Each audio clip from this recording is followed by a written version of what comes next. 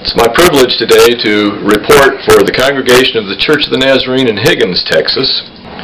Our church is blessed to have a location right on Highway 60, which makes us very visible to anyone traveling through Higgins. So this past year we sought to enhance that visibility by purchasing a new church sign.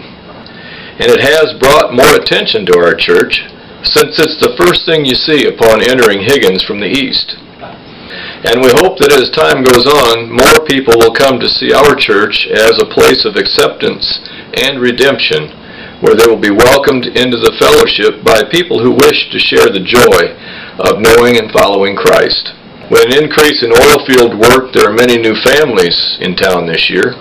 Our school doubled in enrollment, and we discovered that several of the new families with school-aged children were in rather difficult straits financially. While we were not in a position to help all those in need, at Christmas time our church did adopt a family that we could help. We took donations from our church family and provided this family with groceries, blankets, and Christmas gifts for all their children to help make their holiday season a little brighter. Several people in our church also donated to the Community Ministerial Alliance so we could provide gift certificates from Lowe's grocery store to help other needy families in the community. We have grown in our Sunday morning attendance this year, and we're moving forward believing that as we continue to plant and water the seeds of the gospel and love the people of our community, we'll see good results in the years ahead.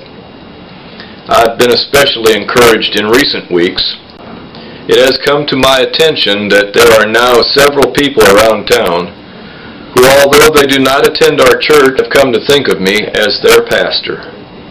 And I'm convinced that though it may be a slow process, we will be able to reap a harvest by simply being a friend to all in our community. We are continuing to look for other ways to serve our community.